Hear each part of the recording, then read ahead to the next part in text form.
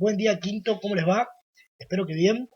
Esta semana vamos a continuar con lo que sería ácido-bases y vamos a meternos un poquito más en la ejercitación, la resolución de problemas. Si tienen dudas sobre la teoría, recuerden que pueden rever los videos de la semana pasada o también me pueden preguntar y yo les respondo en el momento, o si es una pregunta por ahí un poco más compleja que necesito diagramas o alguna especie de pseudo pizarrón, digamos, se los contesto en el siguiente video, ¿sí?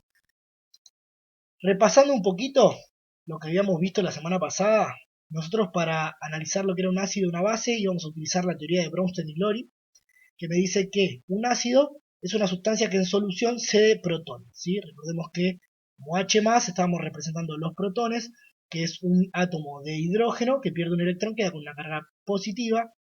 Obviamente el átomo de hidrógeno al estar constituido por un protón y un electrón, si pierde un electrón, solamente me queda un protón, ¿sí? Entonces esto es lo mismo que decir un protón, ¿sí?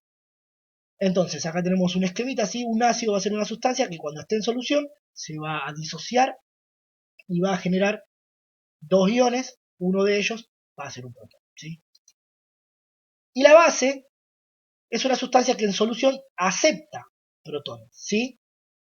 Pero nosotros íbamos a usar una muleta, ¿sí? Que también vamos a tener en cuenta que puede ser una sustancia que libere oxidrilos, que es este ion que tenemos acá, compuesto por un átomo de oxígeno y uno de hidrógeno. No es así la teoría de Bronsted y Lori, pero a nosotros nos va a servir para poder realizar los ejercicios. Cuando luego veamos otro tema que es equilibrio químico, ahí sí, por ahí podríamos analizar esta teoría sin usar esta muleta. Pero por ahora vamos a usar esta muleta, ¿sí? Entonces vamos a tener en cuenta que una base es una sustancia que acepta protones o que libera oxídrilos, ¿sí? Fíjense que al aceptar un protón, una sustancia que sería básica, va a aceptar un protón, ¿de dónde lo va a aceptar? Del agua, en este caso, y va a generar también el ion oxidrilo, ¿sí? Entonces, en los dos casos, cuando nosotros veamos que está presente este ion, nos vamos a dar cuenta que estamos hablando de una base. Bien, también recordemos que vimos el concepto de pH. El concepto de pH era una fórmula que yo aplicaba, ¿sí? A la concentración de los iones hidrógeno, ¿sí? A los protones, la concentración de protones de esa solución, y que me iba a dar un valor que estaba en una escala de 0 a 14. Esto me simplificaba un poco el manejo matemático, digamos, el manejo con las concentraciones, ¿sí? Ya que los números de las concentraciones, los valores de las concentraciones pueden ser 1 por 10 a la menos 9 molar, por ejemplo, y si yo transformo eso, o sea, le aplico esta fórmula, me iba a dar un valor mucho más simple, más claro de ver, que iba a estar dentro de esta escala, en donde si me daba un valor de 7 o muy cercano a 7, sé que esa sustancia iba a ser neutra. Si era mayor a 7, mientras más cercano a 14, esa sustancia iba a ser básica. O si era menor a 7, mientras más cercano a 0, esa sustancia iba a ser cada vez más ácida, ¿sí? Y esto dependía, como bien vemos acá en la fórmula, de la concentración de protones. Y recordemos que la concentración de protones es directamente proporcional, inversamente proporcional a la concentración de oxidrilos. ¿Qué quiere decir? Que si una crece en una determinada proporción, la otra va a disminuir en la misma proporción, ¿sí? Si esta se duplica, si la concentración de protones se duplica, la concentración de oxidrilo va a dividirse a la mitad, ¿sí? Entonces, cuando nosotros tenemos una concentración de oxidrilo muy grande, va a bajar la concentración de protones y vamos a tener un pH más cercano a 14 y va a ser básico. Cuando la concentración de protones es muy grande, va a bajar la concentración de oxidrilos y vamos a tener un pH cercano a 0 y va a ser una sustancia muy ácida, ¿sí? Estoy diciendo rápidamente, si tienen dudas de esto, vean el video de la semana de la clase anterior nuevamente y si no, me preguntan. Bueno, teniendo en cuenta esto, ¿qué podemos hacer? Podemos calcular el pH de alguna solución, por ejemplo. Si a mí me dicen que tengo una solución que tiene una concentración de 0,003 molar de ácido clorhídrico, podría determinar cuál es su pH. ¿Cómo? De la siguiente manera. Bien, primero que nada tenemos que saber qué es lo que le va a suceder al ácido clorhídrico en solución, ¿no? Que es que se va a disociar en los iones que lo forman. Eso ustedes no tienen por qué saberlo, yo se los voy a dar cada vez que haya un ejercicio. Entonces les preguntaré algo, por ejemplo, como en este caso, cuál es el pH de esta solución, y les voy a dar también la ecuación. Bien, entonces nosotros sabemos que para saber el pH, nosotros vamos a tener que saber la concentración de protones, porque el pH es el menos logaritmo de la concentración de protones. Entonces vamos a analizar la ecuación. Yo sé que inicialmente voy a tener 0,003 molar de ácido clorhídrico. De esto nada. Y de esto también nada. 0 molar.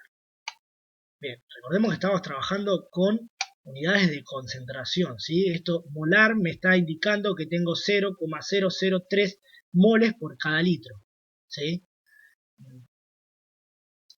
Y luego,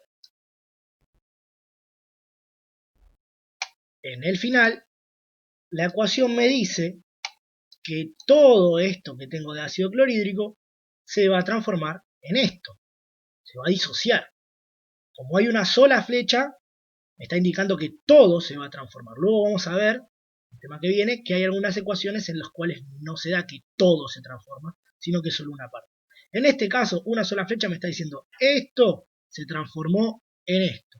Bien, si por cada uno de estos se va a generar un protón y un ion cloruro, al tener 0,003 molar de esto, se va a generar 0,003 molar de protones y 0,003 molar de cloruros.